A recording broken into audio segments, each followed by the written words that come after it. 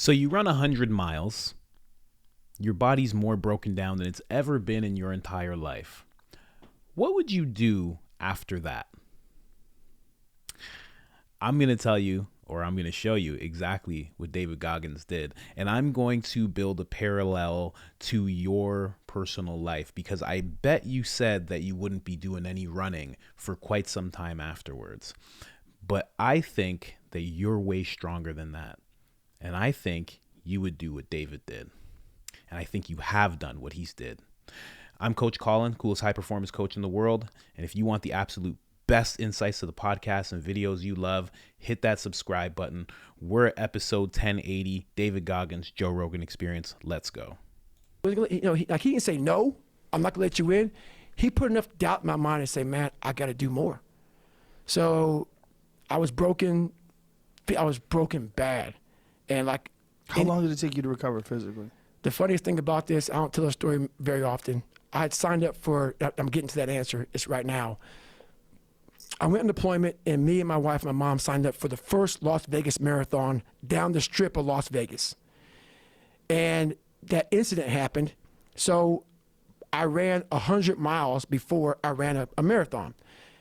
2 weeks later, roughly, December 5th, was this marathon that we all signed up for. I couldn't walk. I could not walk. I was fucked up.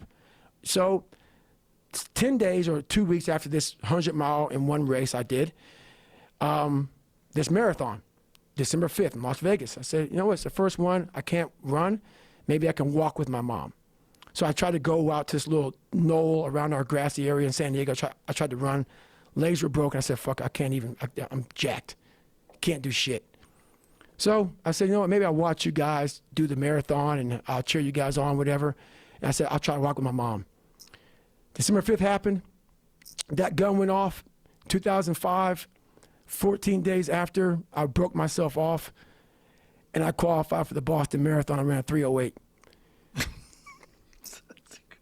That's crazy. And what's funny about it, I know people may hear this, say, this motherfucker, even when I tell you the story, I want to drop so many names. Google it, look it up. I don't give a fuck. Like, it almost seems like I'm making my own story up.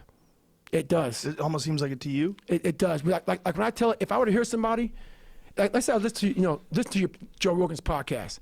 I heard some black dude from fucking Brazil and talking about, this happened, 3 hell weeks, ranger school, ran 100 miles, broke my feet, broke my body.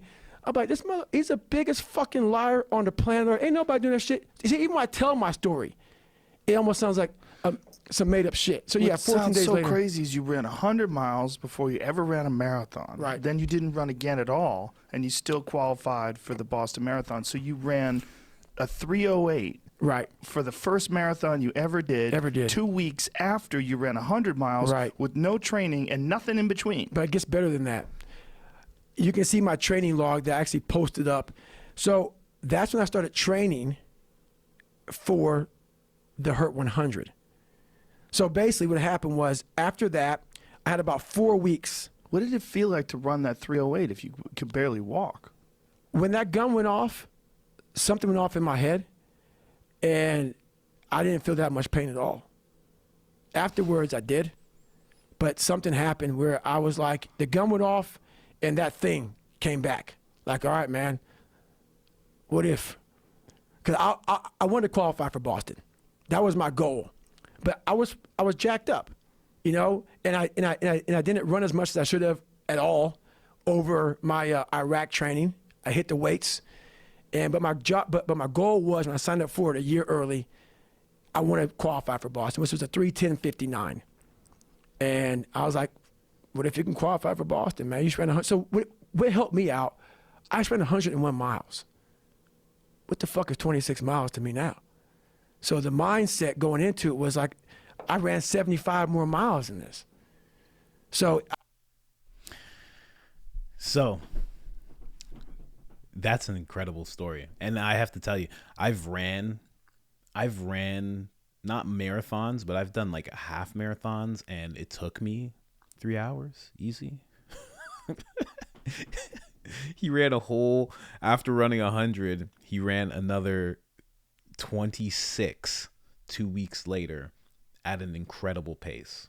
Like if you get under 3 hours in marathon world, like that's great.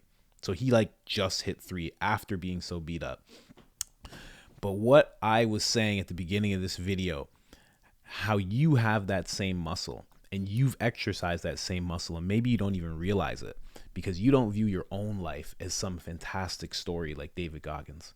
But how many times, like when he says he was so broken, right? He's talking about his body. So we think of it differently. But how many times have you been broken emotionally?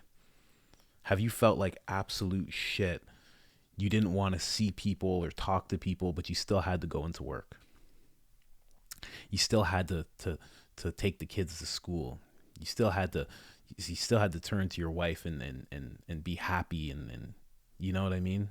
Console her at times and be there for her. How many times have you done that? You're broken on the inside and you still push through and do the things that everybody has to do. How many times have you felt that way? You know?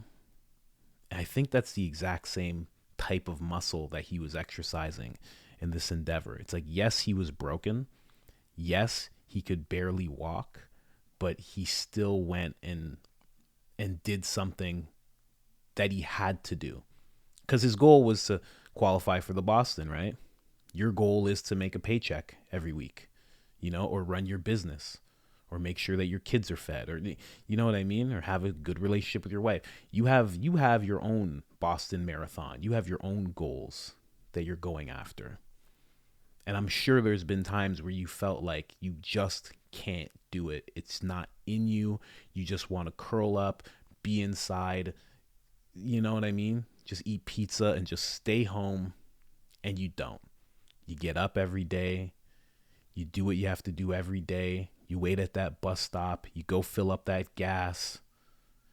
You smile when somebody says, "Hey, how you doing?" You go, "Oh man, I'm good." But really you're not inside. You know? That's you exercising that same muscle. You might have listened to that story and thought that's a fantastic effort. You've put forth that same type of fantastic effort in your own life. You've done it many times. But again, even as he's talking, when he tells his own story, it doesn't seem true. For some reason, when we are going through our own story, we don't think of it as anything. We just think of it as like, I just did what I had to do. Like, I'm living my life. What am I supposed to do? Like, just curl up and die? I can't. I got responsibilities. And you push through. And you run that 308. You just don't see it as fantastic as a marathon, or you don't see what you've gone through as bad as you know, shitting yourself while trying to run 100 miles. You don't see it as bad as or as glorified as David Goggins' story, but it's the same thing. It's the same thing. And if you can do it the way that you've done it before, everything that I just mentioned, you have the ability to put it towards something that you want, something that you feel is calling you, something that you feel like you should be doing, something that you've always wanted to do, something that maybe your family needs you to do. You could take that same ability. Now that you see it, now that you understand that you have that muscle, you can take that same muscle and do whatever it is that you want to do in life. And I keep making videos about people doing what they want to do in life and pursuing their goals and going after what makes them happy, because I know I've seen what it's like when people don't go after their goals and they don't do what makes them happy. And I've seen what it's like for people who just live in the things that make them happy, and they fall. And it's not just like, oh, I'm painting pictures in a park and I'm homeless. It's like they go after things that are businesses or things that they didn't think could be businesses, and they grow it into that and they live off of that. Now it's possible. I really want people to understand how powerful they are. And that's why I chose this clip, because we don't think we're as powerful as somebody like Goggins. But he keeps talking about it in these interviews that he does, that he was just like you. He was just like me. He was overweight. He was lazy. He couldn't control his food impulses. He couldn't hold it together. He was working a shitty job. He hated the shitty job. He was just like us, the exact same type of person. He had the same shitty couch that he sat on day in and day out. He had the same mediocre life. He had the same type of shit. The same father that beat him. The same mother who was, kind of neglectful and wasn't fully there, and she was going through her own stuff. The same brother that he couldn't connect with fully. He had all the same shit. The same shit as you. That was his springboard. You have that same springboard. He just decided to jump and go. You have that same springboard. You just haven't decided to jump. You haven't decided that you're going to try and make that jump and make that leap and see how high in the air you could get. You just haven't done it yet. But it's there for you to do. 100%. You have your own Boston Marathon in life. That you are broken right now and you feel like you can't even walk. And that gun goes off. Or when that gun goes off, don't cower from it. Just go. Again, he felt like he couldn't do it. He felt like he couldn't walk. And the gun went off, and he decided, I'm going to try. I'm going to try and go through this pain. I know it's going to be painful. I'm going to go through it. And what happened? He didn't feel much pain at all. You have that exact same ability, and you could have those exact same outcomes, your own versions in your life. I'm out.